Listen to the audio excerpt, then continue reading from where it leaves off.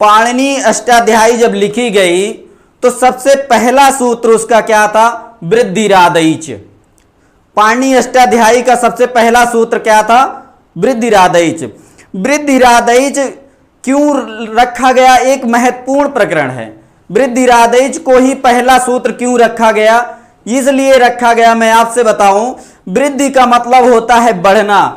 महर्षि पाणिनि, भगवान पाणिनि कह सकते हैं, वो आपकी वृद्धि के लिए पहला ही सूत्र मंगलार्थक वर्ण है, मंगलार्थक पद को रखा गया वृद्धि।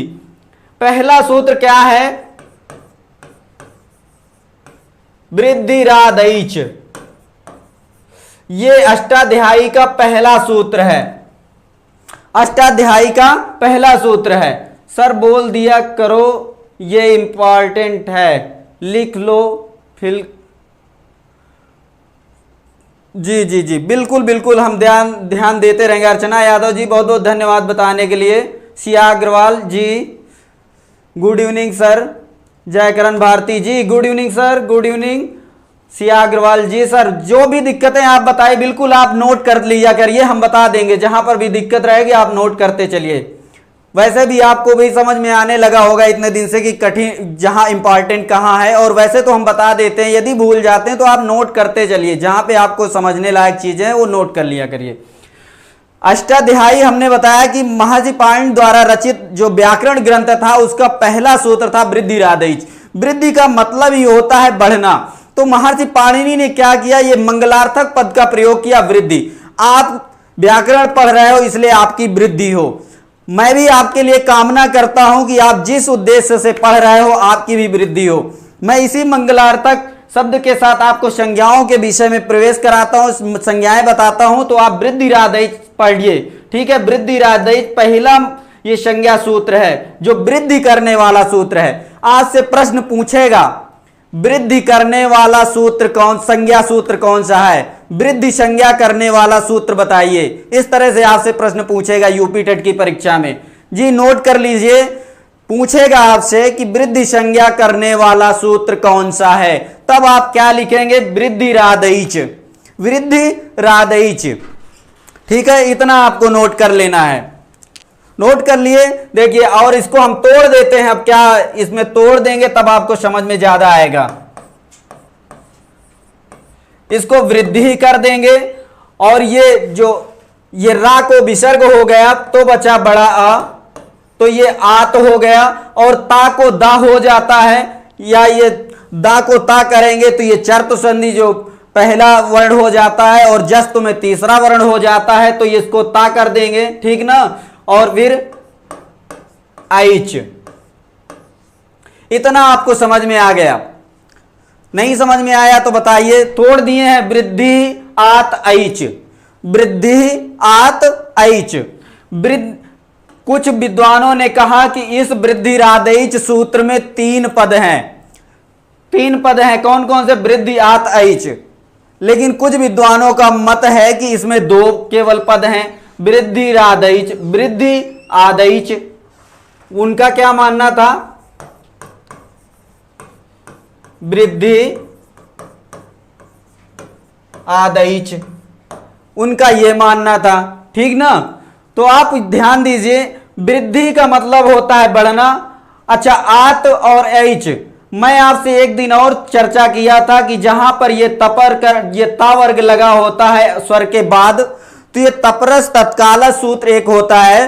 तपरस तत्काल सूत्र कहता है कि ता वर्ग के पहले या ता वर्ग के बाद, ता वर्ग के पूर्व या ता वर्ग के पर में यदि कोई स्वर आता है तो वो अपना ही पूर्व रूप, वो अपना ही रूप रखे रहेगा, वो अपना ही रूप रखे रहेगा। जैसे आत में ये ता है तो ता का मान लीजिए इसका कोई मतलब ये तपरकरण हो जाएगा तो ये आ केवल होगा, आ बड़ा आ ही केवल रहेगा। मैंने 18 प्रकार आ के बताए थे। 18 प्रकार में और ना ये ह्रस्व हो सकता है और ना ही ये प्लुत हो सकता है। तो क्या होगा? सीधा सीधा ये बड़ा आ ही रहेगा। इतना आप जान लीजिए। तो आत का बड़ा आ और ऐच, ऐच आपने प्रत्याहार पढ़ा होगा। ऐच में क्या क्या आता है? ऐच प्रत्याहार के वर्ण, ऐच प्रत्याहार में कौन कौन से वर्ण आते हैं? आपको ध्यान दिया होगा, आपने देखा होगा। तो ऐच में क्या आएगा? आई और औ। आई औच होता है ना एक सूत्र, आई औच चौथा सूत्र है, आई उण रिल रिक ए ओंग आई औच। तो आई औच के अंतर्गत जो ऐच हो गया ना वही प्रत्याहार एक बन गया ऐच, तो ऐच के अंतर्गत ए ओ आता है। तो आ और आए और औ, ठीक, आ आई औ ये वृद्धि संज्ञक वर्ण है। आपसे पहला प्रश्न इसमें से बना था कि वृद्धि संज्ञा करने वाला सूत्र कौन सा है। आपसे मैंने पहले प्रश्न किया कि वृद्धि संज्ञा करने वाला सूत्र कौन सा है, तो आपको बताना था वृद्धिरादैच।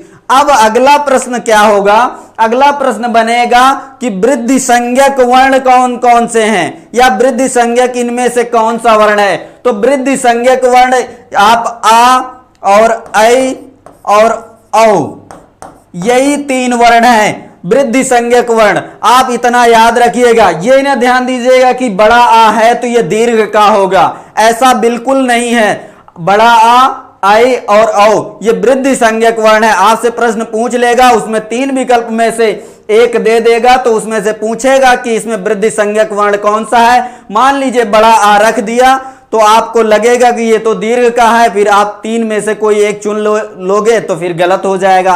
इसलिए आपको ध्यान देना है कि ये तीन वर्ण जो आ ऐ औ है ये तीनों वृद्धि संज्ञक वर्ण है। इनको ध्यान में रखिएगा। आ रखा हो तो समझ लीजिए कि वो वृद्धि संज्ञक वर्ण है, ऐ रखा है तो वो वृद्धि संज्ञक वर्ण है, औ रखा है तो वृद्धि संज्ञक वर्ण है। इतना आपको जानना है। यदि कोई दिक्कत है तो बताइए कमेंट करके, लिखने के बाद हट जाया कीजिए। जी जी बिल्कुल बिल्कुल, पीडीएफ डाल दिया जाएगा भैया, किसी तरह की कोई दिक्कत नहीं होगी। वैसे भी पीडीएफ आपको मिल जाएगी, टेंशन मत लीजिए। टेलीग्राम के चैनल पर आपको मिलेगा ये सब कुछ। सिया अग्रवाल, आ ऐ और औ भी है, दो ही वर्ण आपने नोट किया था। तनुज चौधरी, ओके जी, समझ में आ गया। तो ये तीन वर्ण है वृद्धि संज्ञक वर्ण है, ठीक ना। इसकी वृत्ति होती है आदैच वृद्धि संज्ञा स्यात्।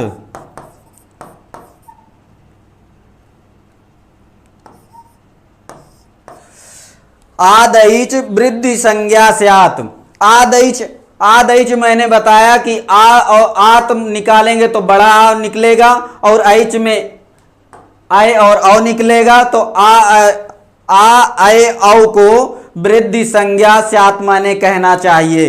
आ ऐ औ को वृद्धि संज्ञा या वृद्धि संज्ञक वर्ण कहना चाहिए। इतना केवल बताना था इसमें। सबको समझ में आ गया।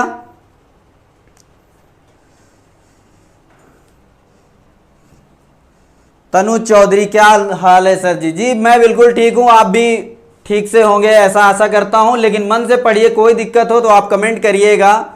हालचाल तो हम लेते रहेंगे और आपके सामने हूं तो ठीक ठाक ही दिख रहा हूं, बस आप मन से पढ़ाई कीजिए, ठीक है। इसके उदाहरण दे देते हैं। देखिए उदाहरण में आपको आ वाला नहीं समझ में आ रहा होगा, ऐ वाला तो मान लीजिए आप पढ़ भी लेंगे, सदैव महौषधि, ऐसे उदाहरण आपको पढ़ने में आते होंगे। लेकिन आ वाला आपको उदाहरण नहीं समझ में आता होगा, यहां पर वृद्धि कैसे होती है, आ में वृद्धि कैसे होती है, तो वो हम आपको बताते हैं। जैसे एक सूत्र संधि में पढ़ा जाता है, रीतेचा तृतीया समासे, रीतेचा तृतीया समासे।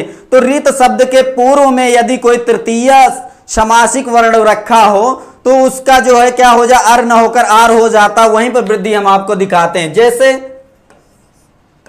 एक बार ये प्रश्न पूछा था बीटीसी की परीक्षा में, सुखेन प्लस रीता, सुखेन प्लस रीता, इसका उन्होंने पूछा था कि इसका अगली संधि में क्या बनेगा। तो अगली संधि में बनता ये सुख प्लस रीता, यही पूछा था शायद। सुखरिता बनेगा। अच्छा, सुखरिता में आप बनाएंगे तो क्या बनाएंगे? यदि संधि करेंगे आप लोग तो क्या करेंगे? सुख धन रिता सुखरता आप बना देंगे, बहुत होगा, आप ऐसा बना देंगे। लेकिन यह बिल्कुल गलत है, सुखरता नहीं बनेगा, यहां पर सुखारता बनेगा। क्या बनेगा? सुखारता। तो ये जहां पर दीर्घ हुआ है बड़ा आ, यही है वृद्धि संधि, यही वृद्धि है। आ और री के स्थान पर जो बड़ा आ आया है ये वृद्धि संज्ञक वर्ण है, यहां पर वृद्धि हुई है। आपसे भी पूछ सकता है, ये उदाहरण बहुत इंपॉर्टेंट है। सुखारता, सुखारता में आपसे पूछ लेगा कि कौन सी संधि है, तो आप कभी भी दीर्घ मत मारिएगा। मैं आपसे बता दूं इसमें वृद्धि संधि है, सुख धन रिता सुखारता बनता है, तो यहां पर आ जो हुआ है ये वृद्धि संज्ञक वर्ण है। ठीक ना, इतना आपको जानना है। समझ में आ गया? नहीं समझ में आता तो कमेंट कीजिएगा, सभी के कमेंट हम देख रहे हैं। किसी तरह कोई दिक्कत समझ में आ रही तो बताइए। सुखेन धन रिता सुखरिता, और सुखरिता जब जुड़ेगा तो सुखारता बनेगा। आ और री मिलके आर जहां हो जाए वो वृद्धि संज्ञक वर्ण है। ठीक ना, वृद्धि हुई है वहां पर, इतना जान लीजिए। ये बड़ा आ का हो गया। अब दूसरा क्या है? जैसे सदा धन एव, सदा धन एव, सदा धन एव में आप देखिए बड़ा आ और ए, समझ में आ रहा नहीं? तोड़ के और इसको बता देते हैं। देखिए सदा को सद हलंत कर देंगे, यहां पर बड़ा आ निकलेगा। नहीं समझ में आ रहा? बिल्कुल मैं पूरा तोड़ तोड़ के आपको बताऊंगा। बड़ा आ गया और बड़ा आ के बाद ये ए आ गया। ए तो स्वर है ही है, आप समझ ही रहे हैं। तो बड़ा आ और ए मिलके क्या बनेगा? आ और ए मिलके क्या होता है? अय होता है, आप इतना जानते हैं। ये वृद्धि संज्ञा या वृद्धि संधि में आपने पढ़ा है, आ और ए मिलके अय हो जाता है, इतना आप जान रहे हैं। तो देखिए ये सद में हलंत लगा दिया तो इसका ये स्वर विहीन हो गया और यहां पर बड़ा आ निकल गया। ये जो बड़ा आ लगा हुआ ये बड़ा आ निकाल दिया गया है, तो अब ये हलंत में आ गया है। तो अब ये सद में जब दा में ये अय है, ठीक है ना, गलत लिखा हुआ था, अय है, तो सद में जब अय की मात्रा जुड़ेगी तो ऐसा नहीं बन जाएगा, सदैव ऐसा लिख देंगे कि नहीं? ये हो जाएगा ये सदैव। ये यहां पर अय की वृद्धि जो हुई है, अय जो हुआ है वृद्धि संज्ञक वर्ण, ये चीज हम आपको दिखाना चाह रहे थे कि यहां पर ये वृद्धि संज्ञक वर्ण है। ठीक है, इतना समझ में आया आपको? नहीं समझ में आ रहा है तो कमेंट कीजिएगा। सदैव नहीं भैया, रागिनी मौर्य जी, सदैव नहीं, सदैव है। सदैव आ और ए मिलके अय हो जाता है, नित्य अय होता है, इतना जान लीजिए। बिजनौर से कौन कौन है? जी भैया पूछ पाछ लीजिए, लेकिन पढ़ते रहिएगा, पूछ लीजिए खूब कौन कौन पढ़ रहे हैं, नहीं पढ़ रहे हैं उनको भी पढ़ाइए, सबको लाइए, लाइव करवाइए यहाँ पे। ठीक ना, ये अय आपको देखना है। अब हम आपको औ का उदाहरण बताते हैं।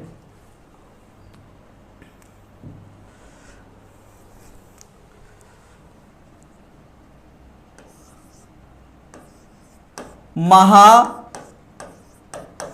औषधि, महाधन औषधि, महाधन औषधि में आपको अ मिल जाएगा। यहां पर भी आपको तोड़ देता हूं, तोड़ के देखिए।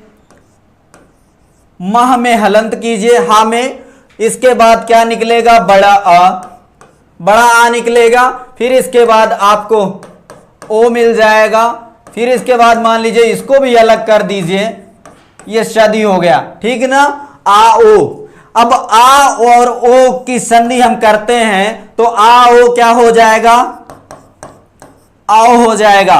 ये क्या है? वृद्धि संज्ञक वर्ण है। तो आओ को हम यहां पर जब ऐसे लिखेंगे, मां हलंत है और अ हो जाएगा, और फिर इधर क्या हो जाएगा? शादी हो जाएगा। ठीक ना, इतना समझ में आया कि नहीं? नहीं समझ में आ रहा कमेंट करके बताइए।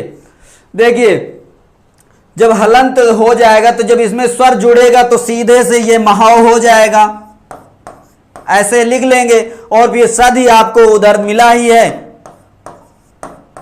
बहुत आसान है मित्रों, बस आप मन से पढ़ेंगे तो संस्कृत इतना सरल हो जाएगी, इतना सरल हो जाएगी आप पूछ ही नहीं सकते हैं। कभी समझ ही नहीं सकते थे कि बहुत कठिन थी, आज इतना सरल हो गई है ना। तो आप बहुत मन से पढ़ेंगे, बहुत आसान हो जाएगी। ये हो गई महौषधि।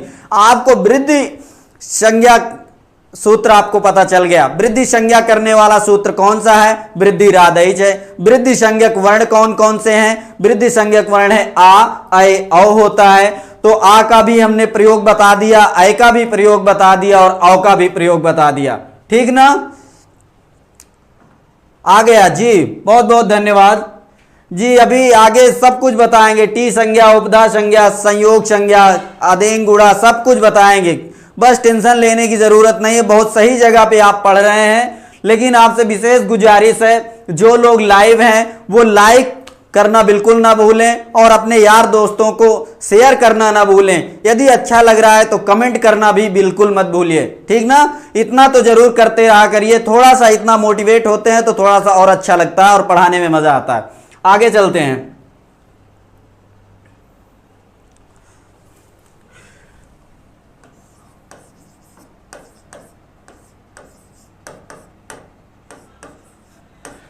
गुण संज्ञा। गुण संज्ञा क्या होती है? गुण संज्ञा करने वाला, अभी आपने वृद्धि संज्ञा करने वाला सूत्र कौन था? वृद्धि राधइच आपने पढ़ लिया। अब गुण संज्ञा करने वाला सूत्र कौन सा है?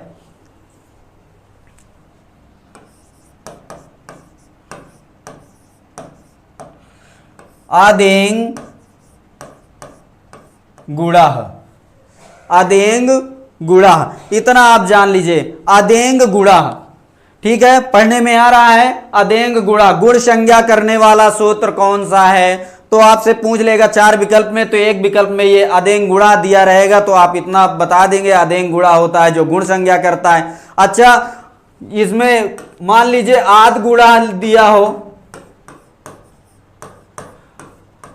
ये ध्यान दीजिएगा। इसी तरह वृद्धि रेचि में वृद्धि संधि करने वाला सूत्र है और ये गुण संधि करने वाला सूत्र है, लेकिन ये गुण संज्ञा करने वाला सूत्र है। आपसे गुण संज्ञा करने वाला सूत्र पूछ रहा है, ये थोड़ा सा बड़ा है और वृद्धि संज्ञा वाला भी थोड़ा सा बड़ा है। इतना आप देखे रहिएगा।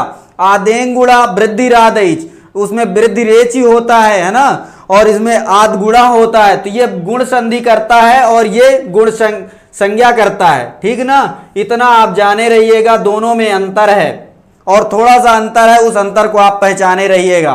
तो आदेंग गुणा ये गुण संज्ञा करता है। ठीक ना, इसको भी तोड़ देते हैं। आत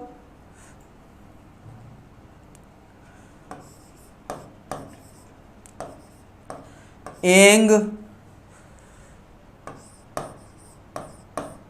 गुणा। ठीक ना, अत एंग गुणा, समझ में आया? अत का मतलब क्या होता है आपसे बताए थे। तपरस तत्काल सूत्र से जो तपरकरण करता है, इसका आ हो जाएगा, केवल ह्रस्व आ ही रहेगा। जहां पर तपरकरण करेगा वहां पर जो भी स्वर पूर्व में होगा या पर में होंगे तो वो केवल अपना ही केवल बोध कराएंगे, वो अपने प्रकारों का बोध नहीं करवाएंगे। इतना आप ध्यान दीजिएगा। आदैच वृद्धि संज्ञा स्यात् क्या है सर? संचिता यादव, आदैच वृद्धि संज्ञा स्यात् है, ये वृत्ति है। वृत्ति कहती है कि आ, आई, औ की वृद्धि संज्ञा करनी चाहिए, वृद्धि कहना चाहिए। आ, आई, औ को वृद्धि संज्ञक वर्ण कहना चाहिए। ये केवल वृत्ति है। वृत्ति हमें बता रही है कि आ, आई, औ को वृद्धि संज्ञक वर्ण कहना चाहिए। ये चीज है, केवल वो वृत्ति है, उसको आपको ध्यान में नहीं देना है। बस आपसे जो बताया कि वृद्धि राधइच वृद्धि संज्ञा करने वाला सूत्र कौन सा और वृद्धि संज्ञक वर्ण कौन सा है, बस इतना आपको जानना है। वो तो एक सरल तरीका है। वृद्धि आदैच वृद्धि संज्ञा स्यात् जो लिखा था हमने, उसमें से तोड़कर जो अर्थ निकाला गया है, वो अर्थ निकालने के लिए और थोड़ा सहज आपको समझ में आया, इसलिए वृत्ति का प्रयोग किए हैं। अदरवाइज उसकी कोई जरूरत नहीं है यूपी टेट की परीक्षा में। ठीक ना सर?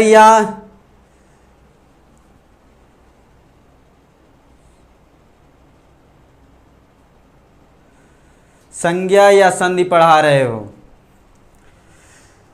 मैं संज्ञा पढ़ा रहा हूं भैया। संज्ञा, संज्ञा मैंने बताया कि अधेंग गुणा ये संज्ञा सूत्र है।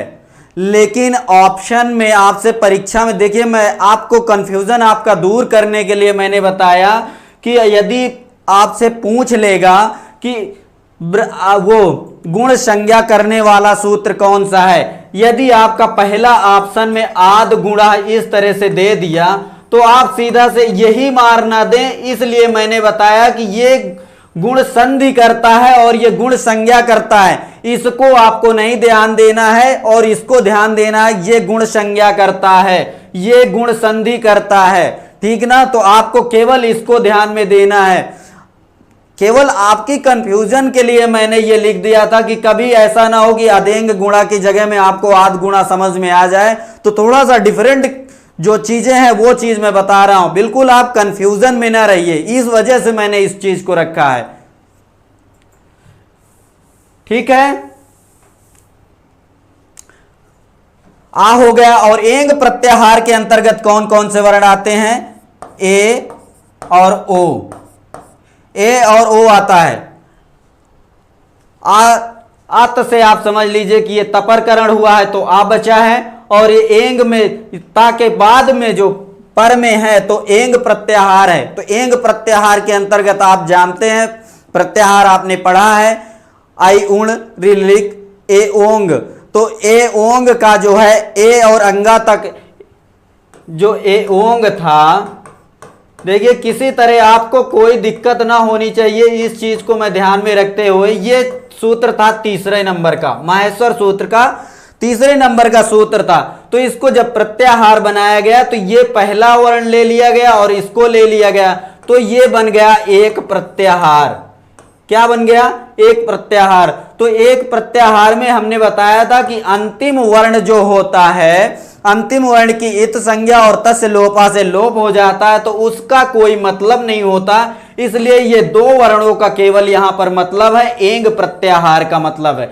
एंग प्रत्याहार में ये दो, देखिए दो सीटर गाड़ी, प्रत्याहार को मैंने बताया था कि दो सीटर गाड़ी है। दो सीटर गाड़ी, ये जो इत संज्ञक है ये अपने से और आदि वर्ण से, आदि अंतेन संहिता, आदि मतलब जो आदि में है और अंतिम वर्ण को लेकर जो संहिता हुई है वो प्रत्याहार विधायक सूत्र है, समझ रहे हैं।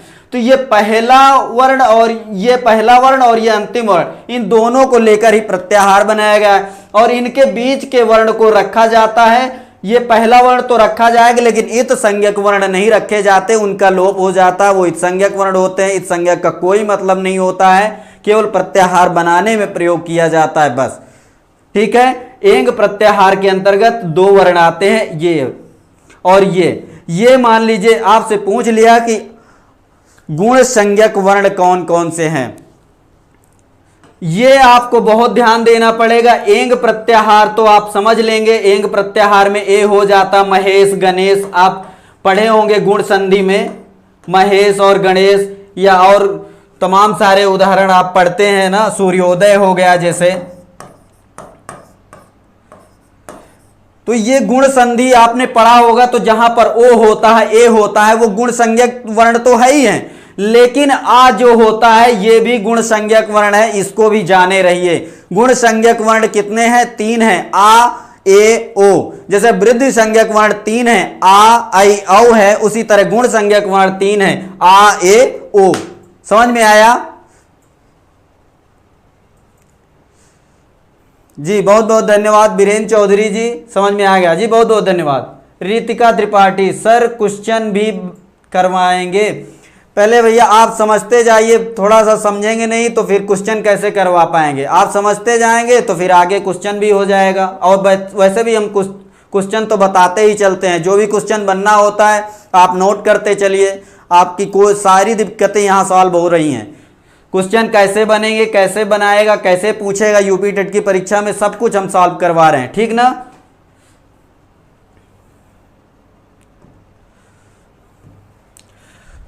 अब उदाहरण देख लीजिए, जैसे आ वाला महर्षि, महर्षि आप देखते होंगे, महर्षि, देवर्षि, राजर्षि, ये सब गुण संधि में आपने पढ़ा होगा। गुण संधि में आप कह रहे हो कि गुण संधि पढ़ा रहे हो कि संज्ञाएं पढ़ा रहे हो। अरे भैया वो संज्ञाएं जो है वो गुण संधि दोनों का थोड़ा सा अंतर है। हाँ, वही वर्ण संधि में आते हैं, वही गुण संज्ञक वर्ण होते हैं, तभी तो संधि होती है। गुण संज्ञक नहीं, जब वो गुण ही नहीं करेंगे तो फिर संधि आप कैसे करेंगे बताइए। जब गुण नहीं होगा तो फिर संधि कैसे हो पाएगी। जैसे महर्षि हुआ, महाधन ऋषि, महाधन ऋषि। अच्छा, महाऋषि को हम फिर से तोड़ देते हैं। देखिए आपको समझ में आना चाहिए, चाहे जैसे भी समझिए, लेकिन समझ में आना चाहिए। नहीं समझ में आ रहा, एक बार में 2 बार बताइए। ये हा में हलंत कर दिए, इससे बड़ा आ निकल आएगा। ये बड़ा आ जो है इसको हलंत करेंगे तो स्वर बाहर आ जाएगा। फिर इसके बाद इधर क्या हो जाएगा, ऋषि। इतना आपको समझ में आ गया।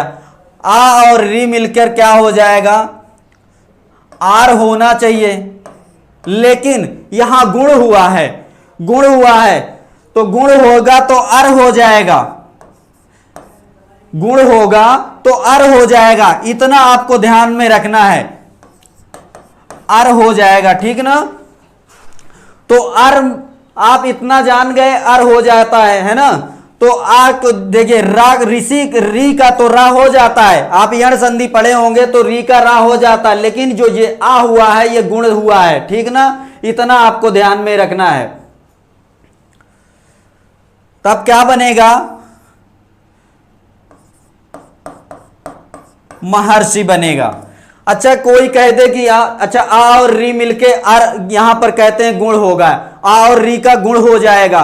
तो यहां पर गुण लिख के ही काम थोड़ी हो जाएगा, यहां पर अर लिखना पड़ेगा। तो अर तो रा का री हो जाएगा, जो आ का जो ह्रस्व आ हुआ है वो गुण हुआ है, तो ये गुण संधिकार हुआ है जो आ।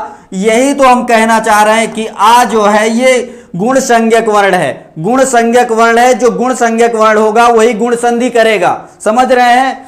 यही चीज मैं आपको बताना चाह रहा हूं कि अर हुआ है, आ और री मिलकर अर हो गया है। देवर्षि बनेगा, महर्षि बनेगा, ब्रह्मर्षि बनेगा। जिसमें अर की ध्वनि आपको सुनाई दे वो समझ लीजिए गुण संधि वहां पर होती है। और गुण संधि होगी तो आपको ह्रस्व आ भी मिल जाएगा, तो ह्रस्व आ से गुण संज्ञक वर्ण का बोध हो जाएगा। समझ में आ गया जी। महिमा दुबे जी, जी बहुत बहुत धन्यवाद। तनु चौधरी जी, बिल्कुल सबको समझ में आ रहा है। जहां पर भी दिक्कत हो बताइएगा, जहां पर भी आपको अर मिलेगा वहां पर गुण संधि हो जाएगी, ठीक ना। इतना समझ लिए आप। अब अगला उदाहरण, जैसे महेश, महेश लिखा हुआ है तो महेश को तोड़ेंगे तो महाधन ईशा कर दीजिए। हाँ, महेशा, महेशा।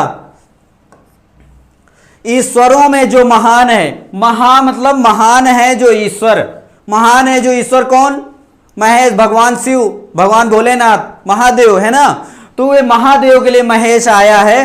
तो महेश यहाँ आ और ई मिलकर जो है, यदि इसको तोड़ेंगे, हा में हलंत करेंगे और ये बड़ा आ हो जाएगा, बड़ा आ हो जाएगा। और फिर यहां पर ईसा कर दीजिए, ठीक है। ईसा कर देंगे तो आ और ई मिलकर गुण हो जाएगा। तो आ और ई मिलकर गुण हो जाएगा। तो गुण तो हम लिख नहीं देंगे, लेकिन गुण में कौन कौन वर्ण आते हैं ये आप जानते हैं। आ और ए और ओ होता है। तो आ और ए ओ में कौन सा हो जाएगा, तो यहां पर आ तो होगा नहीं, अर बन नहीं रहा है ना, उच्चारण आ ही नहीं रहा, तो ए होगा, ओ बनेगा नहीं। तो ये एक गुण संज्ञक वर्ण ए बनेगा, इसलिए यहां पर क्या बन जाएगा, महेश हो जाएगा। क्या हो जाएगा, महेश। जब हा में ए की मात्रा चलेगी तो ए हो जाएगा, और आ और ई नहीं, इन दोनों के स्थान पर ए हुआ है, आ और ई के स्थान पर ए हो गया है, जो गुण कहलाता है। और शा को शा कर देंगे तो महेशा बन जाएगा, ठीक ना। इतना समझ में आ जाना चाहिए आपको। नहीं समझ में आया तो फिर से बताएंगे। बाकी ये संधि का प्रकरण है, संधि में बहुत अच्छी तरह से समझ में आ जाएगा। बस आपको यहां पर केवल गुण संज्ञा करने वाला सूत्र कौन सा है, गुण संज्ञा करने वाला सूत्र है आदेंग गुणा, और गुण संज्ञक वर्ण कौन से हैं, आ, ए और ओ, इतना आपको ध्यान देना है, इतना आप नोट कर लीजिए। गुण संज्ञा करने वाला सूत्र और गुण संज्ञक वर्ण कितने हैं और गुण संज्ञक वर्ण कौन कौन से होते हैं, ये जानने वाली बात है, इतना जान लीजिए। ठीक है, आशा करता हूं सबको समझ आ गया होगा। भारती राजपूत जी बहुत बहुत धन्यवाद, आ गया जी जी जी। आगे चलते हैं।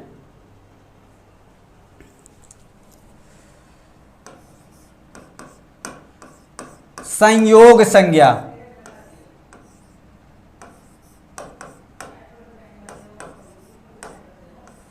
संयोग संज्ञा, संयोग संज्ञा क्या होती है? संयोग मतलब होता है जुड़ना। संयोग का मतलब क्या होता है, जुड़ाव जहां पर हो उसे संयोग कहते हैं। इसका सूत्र होता है संयोग संज्ञा करने वाला सूत्र। आपसे पूछेगा कि संयोग संज्ञा करने वाला सूत्र कौन सा है, ठीक है, नोट कर लीजिए। हलो अनंतरः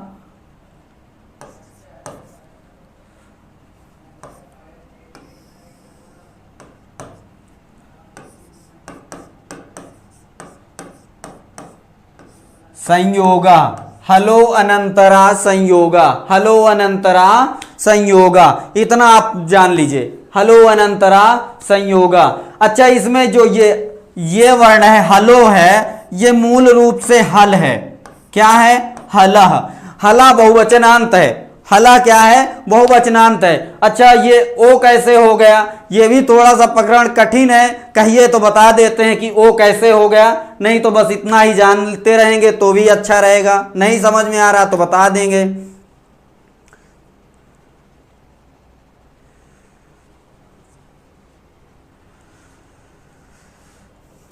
देखिए, हला अनंतरा संयोगा, अनंतर का मतलब अंतर जहां होता है, जैसे मान लीजिए राम लिखा है, राम को तोड़ेंगे तो रा में हलंत करेंगे तो इसके बाद बड़ा आ जाएगा और इसके बाद मां आ जाएगा, है ना, और फिर इसके बाद छोटा आ जाएगा, ऐसा आप जानते हैं। तो इस व्यंजन और इस व्यंजन के बीच में जो अंतर पैदा कर रहा है ये स्वर, समझिएगा, अच्छी तरह से समझिएगा, जहां पर भी दिक्कत हो अच्छी तरह से समझिएगा।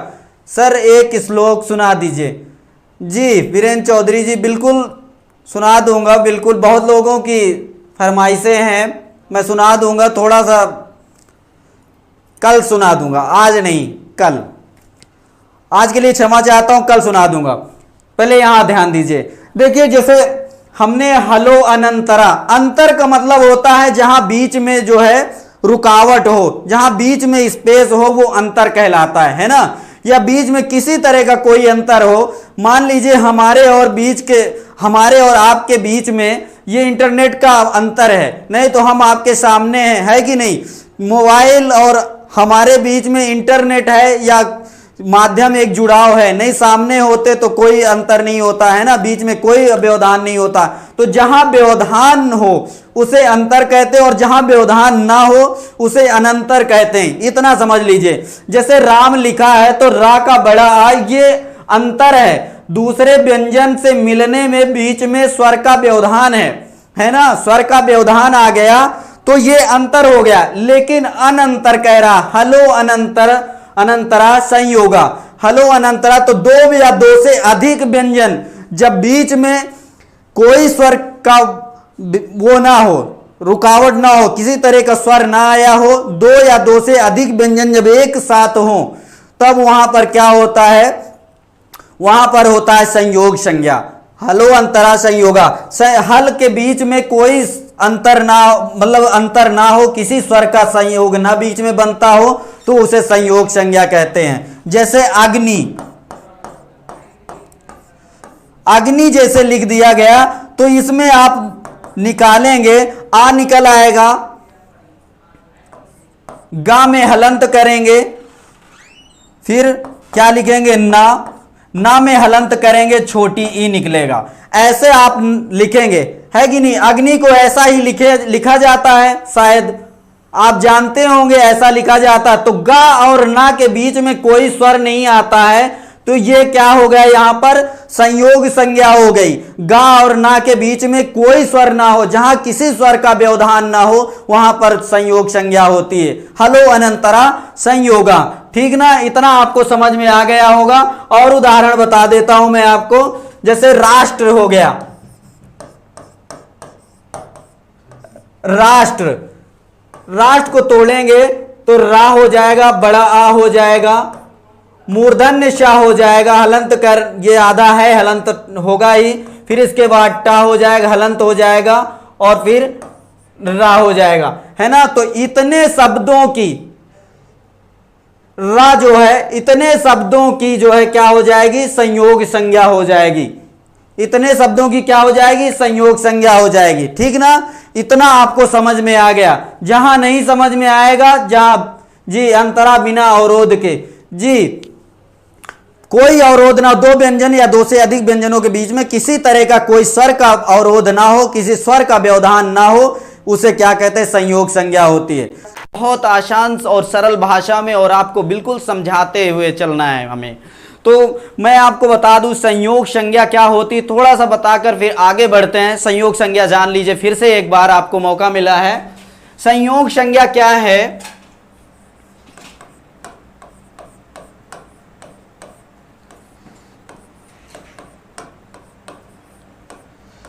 संयोग संज्ञा, संयोग संज्ञा करने वाला सूत्र कौन सा है, सबसे पहला सवाल यही बनेगा। तो सबसे पहला सवाल हम आपको बता देते हैं, हलो अनंतरा संयोगा, हलो अनंतरा संयोगा। ये सूत्र क्या कहता है, इसके विषय में बहुत जरूरी है जानना, तो आप जान लीजिए। इसको पहले हम अलग कर देते हैं, देख लीजिए। इसको हला करेंगे, हला करेंगे, देखिए हला का हलो कैसे हो जाता है, ये आपके संधि का प्रकरण है, हम बाद में बताएंगे। देखिए थोड़ा थोड़ी ये छोटी छोटी चीजें आपको जानते रहना चाहिए, इसलिए कि आगे चल के आपको बहुत सरल हो जाएगा। देखिए ये जैसे ओ के बाद ये अवग्रह का चिन्ह है, ये पूर्व रूप संधि है। ए और ओ के बाद जब ये वाला चिन्ह मिल जाएगा आपको कभी बाद में, तो अभी से बताए चलता हूं, आपके ये कान में बात डाले दे रहा हूं मैं, अभी पूर्व रूप पढ़ा नहीं रहा हूं, बिल्कुल लोड लेने की जरूरत नहीं है। नहीं समझ में आता बिल्कुल इसको यहां से हटा दीजिएगा। लेकिन मैं बता दूं कि जैसे ओ और ए के बाद अवग्रह का चिन्ह, जो ये यस की तरह अंग्रेजी के अक्षर यस की तरीके बना हुआ है, इसे अवग्रह बोलते हैं। यदि ओ और ए के बाद ये चिन्ह लगा हो तो समझ लीजिए वहां पर पूर्व रूप संधि होती है। ये अभी मोटा मोटा जानते रहिए, इसकी अभी यहां कोई आवश्यकता नहीं है, बस आपको जानकारी के लिए बता दूं कि आगे चलकर यदि आपके सामने आएगी ये चीज तो आप तुरंत बखूबी जान लेंगे। चलिए आगे चलते हैं। तो हल्ला का हलो कैसा हो गया, ये भी संधि का रूप है। विसर्ग का सा हो जाता है और सा को रुत्व आदेश हो जाता है, और रुत्व को जो रा बचता है, रा का फिर ऊ आदेश हो जाता है, ऊ को फिर ऊ और आ मिल जाएगा। तो ये जैसे हला अनंतरा ऐसा लिख सकते हैं, ऐसा लिख सकते हैं। तो मान लीजिए जैसे यहां पर ऊ हो जाएगा और आ ऊ मिलके ओ हो जाएगा ना, तो ये बहुत आसान है, इतना जानते रहना चाहिए आपको, क्योंकि गुण संधि में आ ऊ मिलके ओ हो जाता है। बस यही बात बताना था। तो हला का हलो कैसे हो गया, वो सा को रुत, रुत को ऊ और ऊ को जो है ओ आदेश हो जाता। ठीक ना, इतनी बात जाननी थी। Sanju Yadav good evening sir, good evening, बहुत बहुत धन्यवाद भैया। सभी लोग लाइव आ जाइए। Santosh Kumar good evening sir, good evening.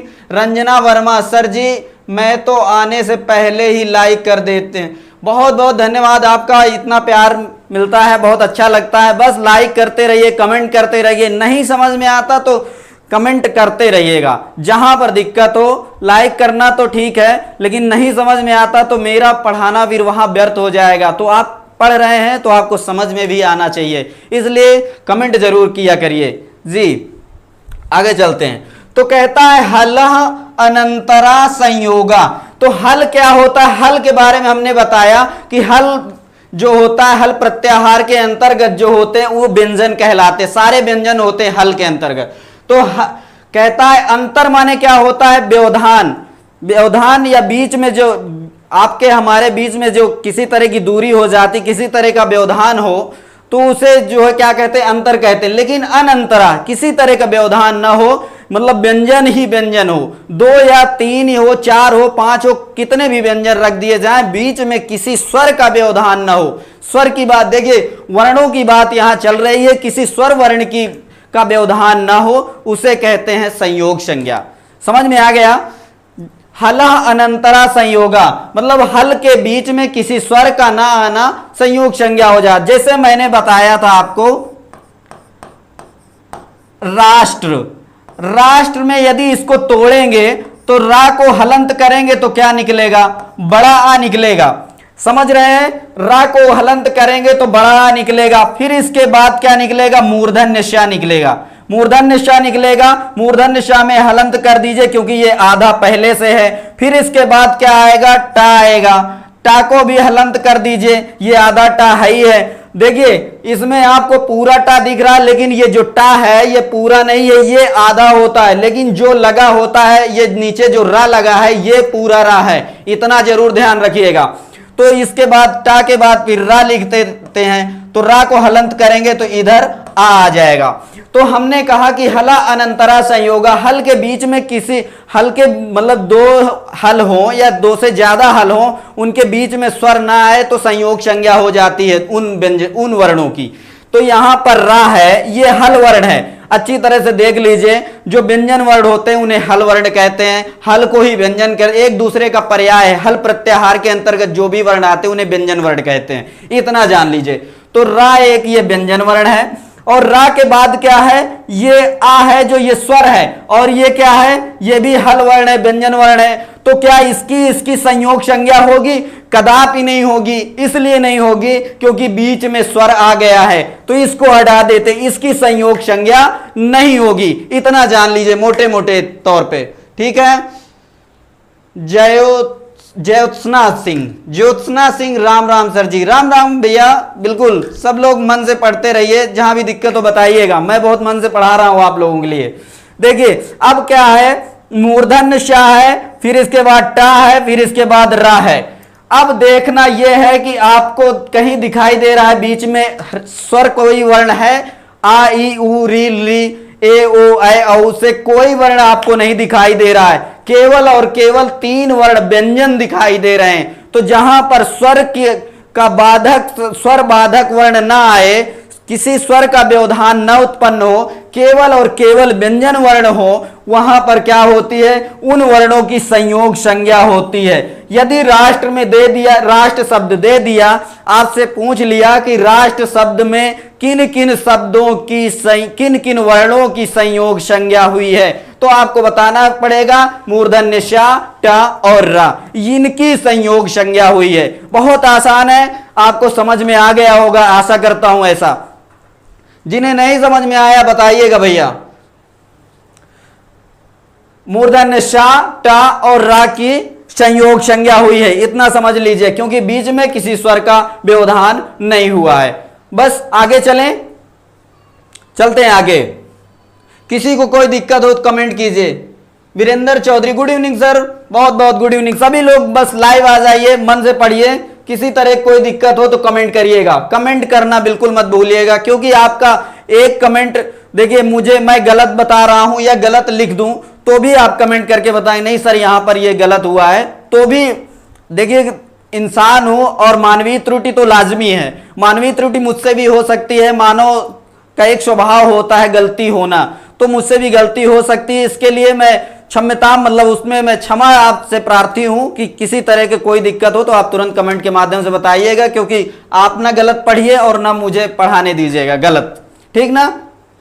आगे बढ़ते हैं।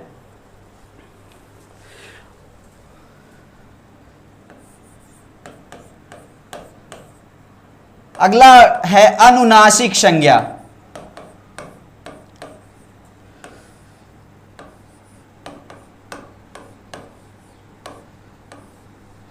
अनुनासिक संज्ञा, सबसे पहले अनुनासिक संज्ञा किनकी होती है यह जानना जरूरी। अच्छा, पहला सवाल तो हमने बताया था कि पहला सवाल आपसे पूछ लेगा कि अनुनासिक संज्ञा करने वाला सूत्र कौन सा है। जब सूत्र नहीं जानेंगे तो फिर वर्णों के बारे में नहीं जाने, क्योंकि सूत्र से ही सब कुछ व्याख्यायित हो जाता है, सूत्र ही अपने आप में पूरी परिभाषा होता है। तो पहले सूत्र जान लेते हैं, सूत्र के अंतर्गत फिर हम आपको अगली कड़ी पर ले चलते हैं। अनुनासिक संज्ञा, अनुनासिक संज्ञा का सूत्र क्या होता है?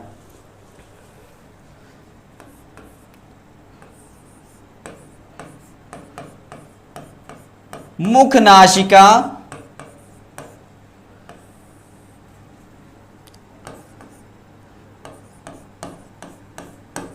वचनों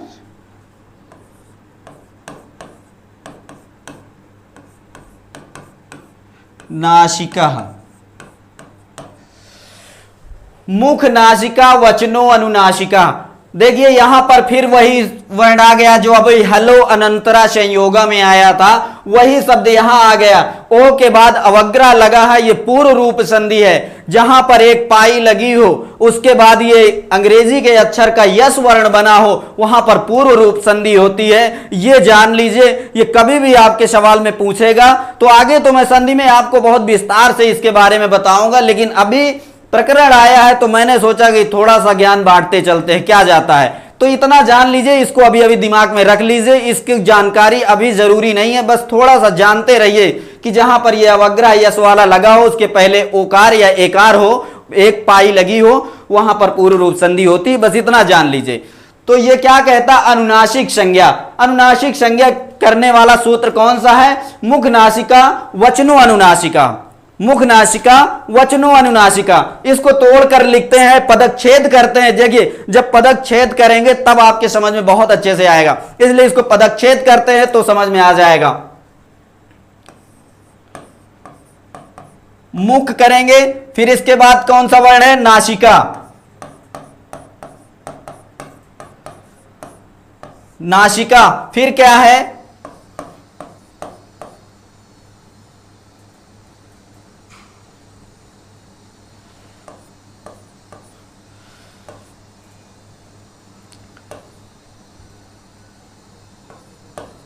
विसर्ग का वो अभी मैंने बताया था, तो इसको वचना कर दीजिए और इधर फिर क्या हो जाएगा? अनुनासिक, अनुनासिका। समझ में आ रहा है? मुख नासिका वचना अनुनासिका, इतना है इसका पदच्छेद। जब इसको अलग करेंगे तो इतना निकलेगा। सर एक बार फिर से बताइए, कौन सा भैया? फिर से बताएं, कौन सा फिर से बताना है? हलो अनंतरा संयोगा, हलो अनंतरा संयोगा फिर से बताना है।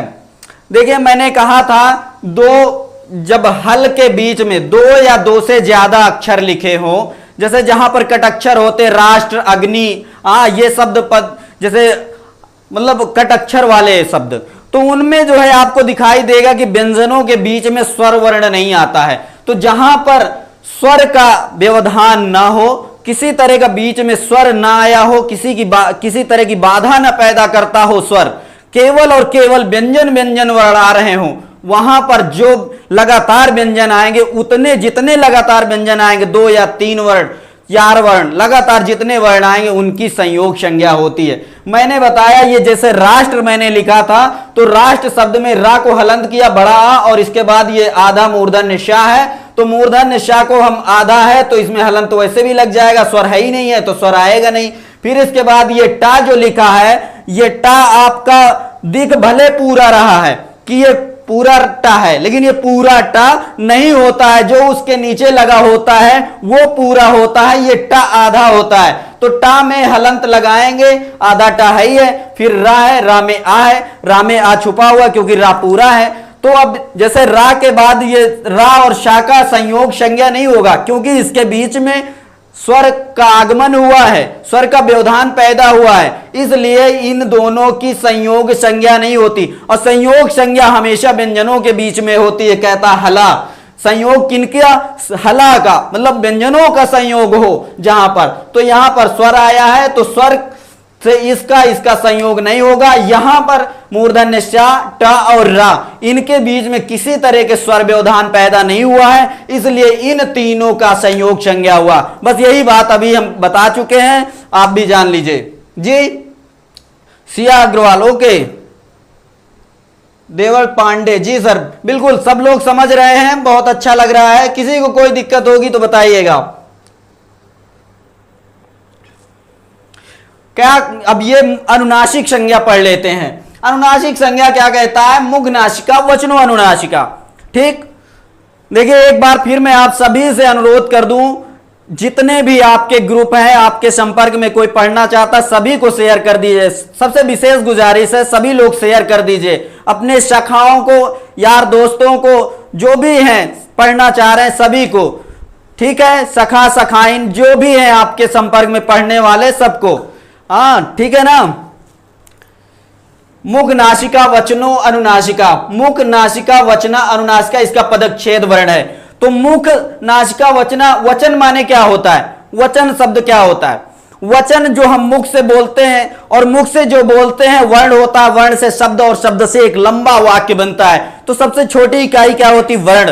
तो वर्ण वचन में हम मान लीजिए वर्ण हम जो बोलते हैं, तो वर्ण कहां से बोलते हैं? नासिका से बोलते हैं या फिर मुख से बोलते हैं? बताइए, मुख से बोलते हैं या नासिका से बोलते हैं? तो आप स्वाभाविक सी बात है, नाक से कोई नहीं बोलता है, सभी लोग मुख से बोलते हैं। तो मुख से जो बोलने वाले वचन हैं उनकी सहायता में यदि नाक का प्रयोग हो, यानी मुख से जो वर्ण बोले जाए सहायता नाक से ली जाए, किसी वर्ण को बोला जाए और नाक की सहायता से बोली जाए, तो उसकी क्या होती है? अनुनासिक संज्ञा होती है। समझ में आ रहा है भैया जी? बहुत बहुत धन्यवाद सिया अग्रवाल जी। तो मुख से जो भी वर्ण बोले जाए और सहायता नाक की ली जाए तो उनकी क्या होती है? अनुनासिक संज्ञा होती है। मैंने आपसे नासिका वर्ण बता चुका था कि प्रत्येक वर्ग का अंतिम वर्ण ये नासिका वर्ण होते हैं। प्रत्येक वर्ग 5 वर्ग मैंने बताया था, कु चु टू तु पु। तो ये कुचु टू तु पु में अंतिम पांचवा अक्षर सभी का ये नासिका वर्ण होते हैं। और जो नासिका वर्ण है वो मुख से बोले जाएंगे, और मुख से बोले जाएंगे तो नाक का प्रयोग उनमें होता ही है, तो उनकी अनुनासिक संज्ञा होगी। इतना शायद आप लोग समझ गए होंगे। माहेश्वर सूत्र का 7वां सूत्र आपने पढ़ा हुआ अमंगणनम, यमंगणनम, इया म और अंगा अड़ा ना, ये पांचों वर्ण जो है ये अनुनासिक कहे जाते हैं। लेकिन एक चीज और जान लीजिए, सारे स्वर वर्ण अनुनासिक होते हैं। सारे स्वर वर्ण की अनुनासिक संज्ञा होती है, जानते हैं कि नहीं? जैसे आ लिखेंगे ये अनुनासिक हो जाएगा, अनुनासिक हो जाएगा कि नहीं? बड़ा आ लिखेंगे या आंख लिखते हैं तो ये ऐसे लिखते हैं कि नहीं? तो ये आ जो बोलते हैं ये अनुनासिक वर्ण होता है कि नहीं? है कि नहीं? तो आप इतना जरूर जानते होंगे। अच्छा, ये अनुनासिक इसलिए देखे, हमने बताया था कि स्वर के 3 भेद, ह्रस्व दीर्घ और प्लुत, और फिर इन तीनों के 3 भेद, उदात्त अनुदात्त और स्वरित। फिर इनके 2 भेद, अनुनासिक और अननुनासिक। अनुनासिक में तो ये आ गए, अनुनासिक में ये आ गए, या इस तरह लिखा हो ये अनुनासिक वर्ण तो हो गए। लेकिन आपके मन में एक सवाल आता होगा कि अननुनासिक वर्ण क्या है? अननुनासिक क्या होता है? अनुनासिक तो जान गए, जो नासिका वर्ण से बोले जाए, मतलब नासिका की सहायता से, नाक की सहायता से जो वर्ण बोले जाते उच्चरित होते हैं उनको तो अनुनासिक कहते हैं। लेकिन अननुनासिक क्या होता है? तो अननुनासिक मैं बता दूं आपको,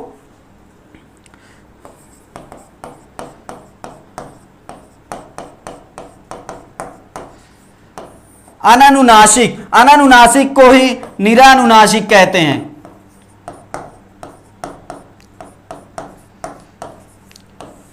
इसका मतलब होता है कि जो अनुनासिक ना हो, जो अनुनासिक ना हो, तो अनुनासिक ना होंगे तो क्या होंगे? फिर सादे वर्ण होंगे। तो सादे वर्णों को अननुनासिक कहते हैं, जैसे आ, ई, उ, री, ठीक ना? ये अननुनासिक वर्ण या निरानुनासिक वर्ण होते हैं। इतना जरूर जान लीजिए। देखिए बहुत छोटी छोटी कॉमन सी बातें हैं, और मैं सोचता हूं कि आपका किसी तरह से कोई सवाल गलत ना हो, किसी तरह से घुमा कर पूछे, बस आपको आना चाहिए। समझ में आ गया? अब किसी तरह की कोई दिक्कत इस सवाल से या इस प्रकरण से कोई दिक्कत हो तो बताइए। अनुनासिक, सिया अग्रवाल, ऋतिक शुक्ला जी, सभी लोग समझ लीजिएगा, दिक्कत हो तो बताइएगा। आगे चलें।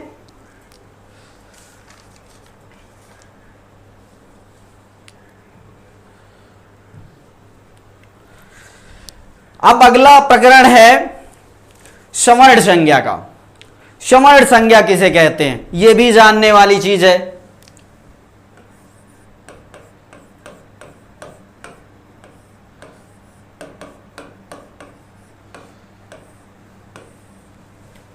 सवर्ण संज्ञा, सवर्ण का मतलब आप क्या समझते हैं? सवर्ण का मतलब समझ रहे हैं? सवर्ण क्या होता है? भारतीय Rajput, okay sir please side हो जाया कीजिए। जी जी जी बिल्कुल।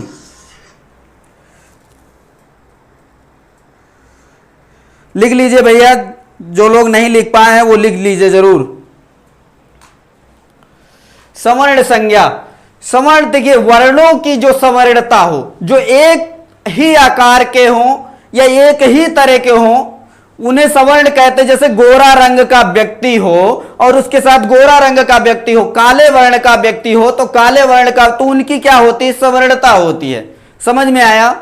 लेकिन थोड़ी थोड़ी में सवर्णता भी गायब हो जाती है। जैसे गोरी रंग की औरत हो और काले रंग का पुरुष या गोरे रंग का पुरुष, तो औरत और स्त्री का ये सवर्णता नहीं बैठ रही है। लेकिन रंग का सवर्णता, तो सवर्णता का मतलब वो ऊपर से नीचे तक हर जगह वो फिट बैठता हो, उसे सवर्णता कहते हैं। समझ में आया? का खा गा भी निरानुनासिक होंगे ना? जी, जिनमें अनुनासिक, देखिए अनुनासिक संज्ञा हमेशा स्वरों की होती है। काखा गागा ये अनुनासिक नहीं है, ये निरानुनासिक ही है। ठीक है, समझ लीजिए।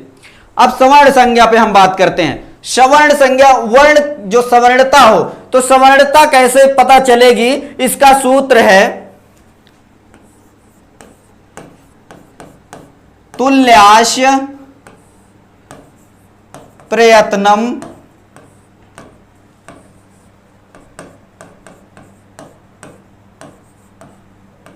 सवर्णम।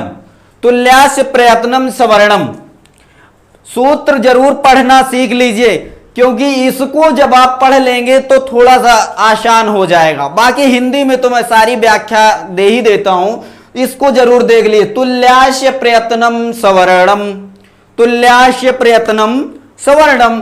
तो तुल्य मतलब क्या होता है, इसको पदच्छेद कर देते, ज्यादा समझ में आएगा। तुल्य, फिर क्या आएगा? आस्य, फिर क्या है? प्रयत्नम, और फिर क्या है? सवर्णम।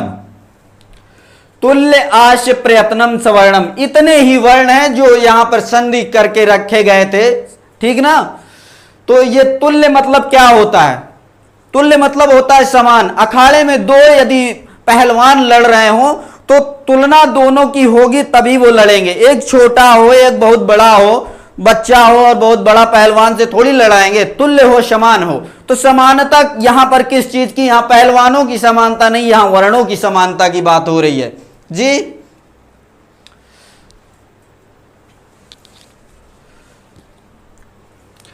तुल्य मतलब होता है समान।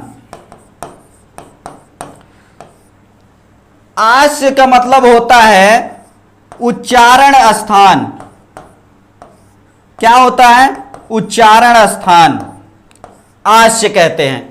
और प्रयत्न का मतलब मैंने आपको बताया था, प्रयत्न या यत्न दो प्रकार के होते हैं, अभ्यंतर और बाह्य प्रयत्न। तो हम यहां पर बाह्य प्रयत्न की बात नहीं करेंगे, केवल और केवल अभ्यंतर प्रयत्न की बात हो रही है। तो अभ्यंतर प्रयत्न का मतलब इतना आप नोट करते चलिए, ये आप देखिए नोट करे रहेंगे तो फिर आपका मतलब कंफ्यूजन दूर रहेगा। प्रयत्न का मतलब तुल्यास्य प्रयत्नम सवर्णम में जो प्रयत्न है वो अभ्यंतर प्रयत्न है, इतना आप याद रखिएगा, ये आपको याद रखना है।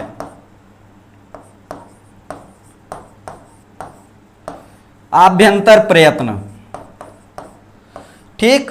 और सवर्ण कहता है ऐसे समान वर्ण हो, ऐसा कोई वर्ण हो, दो वर्ण, ऐसे कोई दो या दो से अधिक वर्ण हो जिनका उच्चारण स्थान एक हो, दो वर्ण हो या दो से अधिक वर्ण हो, उनके उच्चारण स्थान एक हो तथा क्या हो, अभ्यंतर प्रयत्न भी एक हो, तो उनकी क्या होती है, सवर्ण संज्ञा होती है।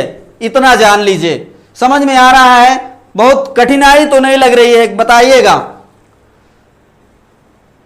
सिया अग्रवाल नोट बना रही हूं जी, बिल्कुल बनाइए। और वीडियो फ्री आपका चल रही है निःशुल्क। किसी समय भी यदि कुछ छूट जाता है तो वीडियो को आगे पीछे कर लीजिए या बाद में देख लीजिएगा, अभी आगे बढ़ते रहिए, उतना छोड़ दीजिएगा, ठीक है। बाकी चाहे जितनी बार देखेंगे कोई दिक्कत नहीं है, यूट्यूब पर चलती रहती है, ठीक ना। एक्सीड की क्लासेस में जाएंगे तो आपको वहां मिल जाएगी वीडियो, ठीक। समान उच्चारण स्थान अभ्यंतर प्रयत्न, तो मैंने बताया कि ऐसे कोई वर्ण हो, दो या दो से अधिक, उनका उच्चारण स्थान एक हो तथा उनका अभ्यंतर प्रयत्न भी एक हो, तो उनकी सवर्ण संज्ञा होती है। ऐसा आप जान लीजिए, ठीक ना। अब आगे बताते हैं कैसे, आगे बताएं। जैसे मान लीजिए ये ह्रस्व आ है और ये दीर्घ आ है, ह्रस्व आ और दीर्घ आ। मैंने बताया था कि ह्रस्व आ का उच्चारण स्थान क्या होता, अकुह विसर्जनीया नाम कंठा, अकुह विसर्जनीया नाम कंठा। तो कंठ से ह्रस्व आ तो हो गया। मैंने बताया था कि यहां पर जो आ है वो अपने 18 प्रकारों को लेकर चल रहा है। तो जब 18 प्रकार को ले रहा है तो वहां पर ह्रस्व भी होगा, दीर्घ भी होगा, प्लुत भी होगा, उदात्त भी होगा, अनुदात्त भी होगा, स्वरित भी होगा, अनुनासिक होगा, अननुनासिक भी होगा। इतना आप जान लीजिए। तो यहां पर दीर्घ है तो इसका उच्चारण स्थान क्या है, मान लीजिए इन दोनों का उच्चारण स्थान क्या है, कंठ है। इतनी बात समझ में आई, इतनी बात समझ में आई जी। बिल्कुल नोट बना लीजिए, ये आपके लिए रामबाण साबित होगी। बिल्कुल जहां पर क्वेश्चन आएंगे मैं बताते चलूंगा आपको, टेंशन मत लीजिए। जैसे आ का उच्चारण स्थान ह्रस्व आ का कंठ और दीर्घ आ का भी उच्चारण स्थान कंठ है, लेकिन अब उसमें क्या कहता, अभ्यंतर प्रयत्न देखना है। मैंने आपसे बताया था विवृतम स्वराणाम, स्वरों का जो है अभ्यंतर प्रयत्न हमेशा विवृत होता है। यह चीज मैंने आपको पहले बता चुका था। तो आप जान लीजिए ये भी स्वर है और ये भी स्वर है, तो इनका भी क्या हो जाएगा, अभ्यंतर प्रयत्न क्या हो जाएगा, विवृत हो जाएगा। दोनों तरह से इनकी समानता दिख रही है, इसलिए ये क्या है, इनकी क्या हो जाएगी, सवर्ण संज्ञा हो जाएगी। समझ में आया इतना?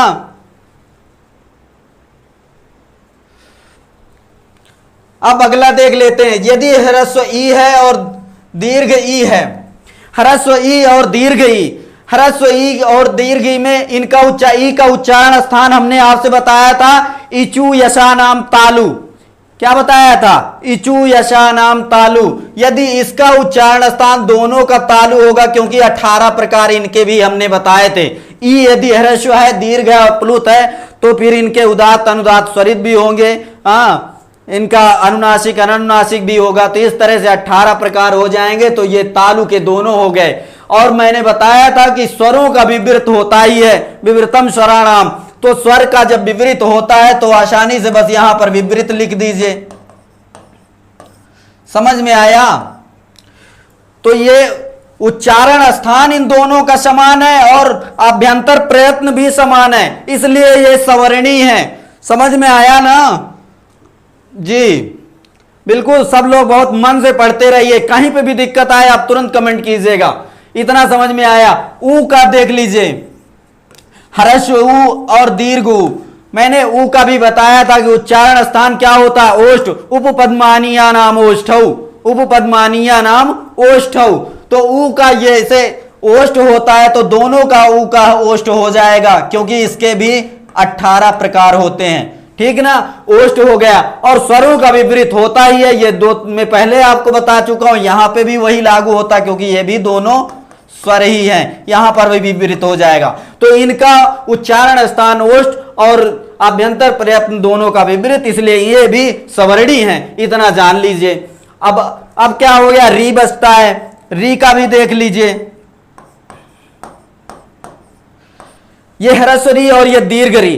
तो री का क्या, ऋटुर साणाम मूर्धा हमने बताया था, इसका उच्चारण स्थान और इसका उच्चारण स्थान मूर्धा हो गया, ठीक ना, मूर्धा। और फिर विपरीत का, स्वरों का तो विपरीत होता ही है, ये तो आप जानते ही है, ये जनमानस है, इसलिए इसको भी यहां पर विपरीत लिख देते हैं। समझ में आ गया। लेकिन एक बहुत अच्छी सी बात बताने जा रहा हूं, वो भी जान लीजिए। री और ली, क्या ये आपस में समान है? री और ली क्या आपस में समान है? ऋटुर साणाम, ये इसका मूर्धा होता है, उच्चारण स्थान क्या होता है? मूर्धा होता है। और इसका लिटुर साणाम दंता होता है, तो ये दंता हो गया है ना। तो ये मूर्धा का है और ये दंत का है, पहले ही उच्चारण स्थान इनका अलग है। हालांकि इनका अभ्यंतर प्रयत्न एक है क्योंकि ये भी स्वर है और ये भी स्वर है, समझ रहे हैं। तो अभ्यंतर प्रयत्न एक हो जाने से सवर्णी नहीं हो जाएंगे, क्योंकि दोनों चीजें मैच करनी चाहिए, इतना तो जानते ही हैं। तो ये मूर्धा का है और ये दंत का है, तो ये समान सवर्णी नहीं होने चाहिए थे। लेकिन कात्यायन महोदय जो वार्तिककार, मैंने बताया था कि पाणिनि जो है, पाणिनि को सूत्रकार कहा गया, वो अपने सूत्रों में जो कुछ चीजें लिखना छूट गया था, जो बताना रह गया था, उसे कात्यायन महोदय अपने वार्तिक में पूरा कर दिए, ठीक ना। तो ये जो है इनका एक वार्तिक है, री ली वर्णयोः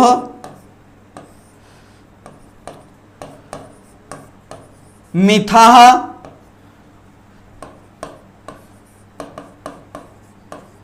सावर्ण्यम वाच्यम। क्या है? रील री वर्ण्यो मिथा सावर्ण्यम वाच्यम, ये वार्तिक है। पूछ भी सकता है कि ये सूत्र है कि वार्तिक है, तो आप इतना लिख लीजिएगा कि ये वार्तिक है और इस वार्तिक की वजह से री और ली की सवर्णता स्थापित की गई है, इतना जान लीजिए।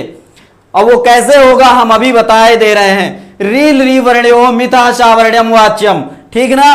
कहता है री और ली, इन दोनों वर्णों की सवर्णता कहनी चाहिए, इन दोनों को सवर्ण कहना चाहिए, ठीक ना, इसलिए ये सवर्णी है।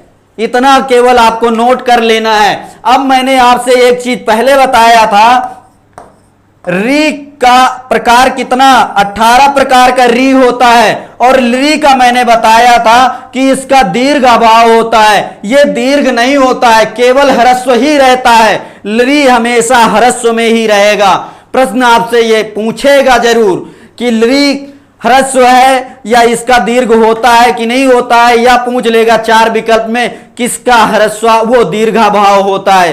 दीर्घाभाव मतलब किसका दीर्घ का अभाव होता है, कौन दीर्घ में नहीं होता है। तो आपको ली लिख देना है, ली का दीर्घ कभी नहीं होता है और री का दीर्घ होता है। मैंने अभी पिछले स्लाइड में बताया था कि ह्रस्व री ऐसे होता है और दीर्घ री ऐसे होता है, ऐसे होता है, ठीक ना। ये 2 बार मोड़ दिया जाता है, इसको दीर्घ री कह देते हैं, ठीक ना। इतनी बात आपको जाननी थी।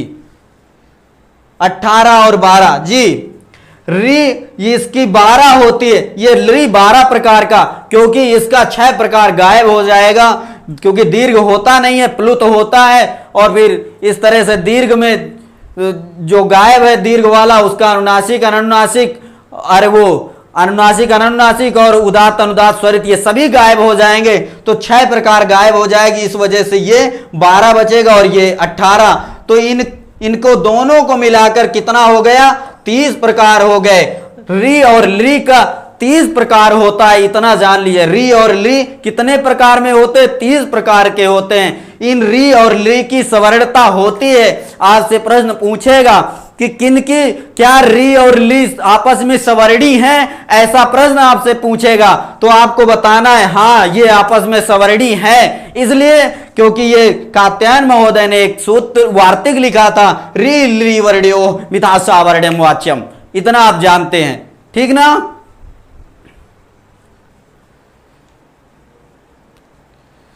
समझ में आ रहा भैया? किसी तरह कोई दिक्कत ना होनी चाहिए आपको, समझ में आया? अच्छा, ये रहा स्वरों के बारे में, आप सवर्णता देख रहे थे। अब व्यंजन और स्वर का भी कहीं ना कहीं तालमेल होता है, तो क्या वो सवर्णी है कि नहीं है, ये भी चीज हम आपको बताते चलते हैं, है कि नहीं। देखते हैं, एक सूत्र है ना झलो,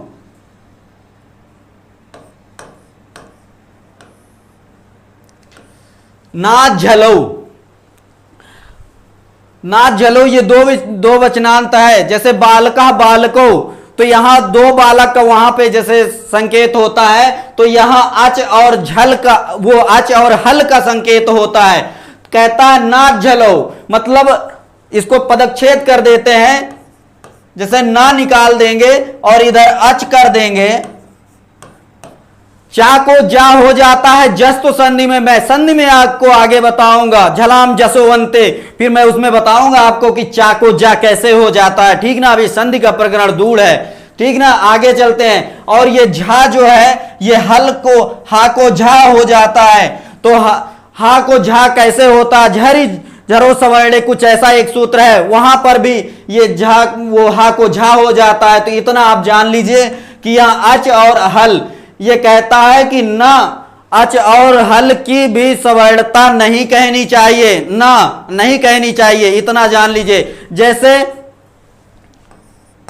आ है और इधर का है, आ है और का है, ये अच हो गया और ये हल हो गया। समझ में आ रहा है? किसी तरह कठिनाई तो नहीं है?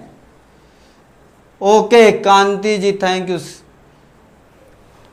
कौन कौन है जी, बता रहे हैं जी, संजू यादव जी। देखिए, जैसे मान लीजिए ये स्वर है, कहता है ना अच हल, मतलब ना अच और हल होंगे तो भी उनकी सवर्णता नहीं कही जाएगी, चाहे उनका भले उच्चारण स्थान एक क्यों ना हो। तो आ का मैंने